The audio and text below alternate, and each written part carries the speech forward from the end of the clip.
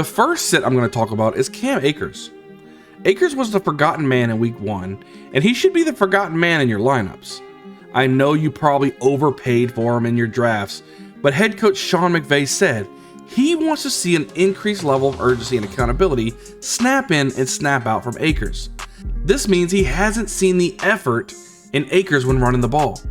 Until Akers can see over half of this workload for the offense, steer clear from Akers in week 2. The next sit will be Cordwell Patterson. Patterson was the stat man in week 1, but now gets put up against the defense in the Rams, who are hungry after a week 1 loss. The entire Falcons offense is on notice to stay away. Patterson may be able to get away with a flex type of day, but if you have better options, I think it's best just to sit him down until next week. My last sit would be Travis Etn Jr. James Robinson came in and showed out as the lead runner for this football team, and Etn disappointed many people in week 1. Etn only had 4 carries to Robinson's 11. Now I would sit Travis Etn in week 2 against the Colts until there's more of an even timeshare between these two backs. Now the first start at running back in week 2 that I'm going to talk about is DeAndre Swift. Swift was an absolute beast in week 1 and should be able to produce at a high volume all season long. If it wasn't for Jamal Williams vulturing 2 touchdowns, Swift would be the talk of the town by a mile. Look for Swift to continue on his breakout season in week 2 against the Commanders. The next start is going to have to be Antonio Gibson.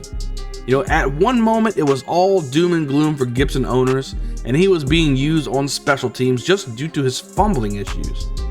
Due to some unseen circumstances by the rookie Brian Robinson, Gibson is now back as a leading back for this football team. He had a very prominent role, rushing 14 times for 58 yards and 7 receptions for 72 yards. Look for Gibson to continue his play in week 2 against the Lions. The last start I'm going to talk about is Daryl Henderson Jr.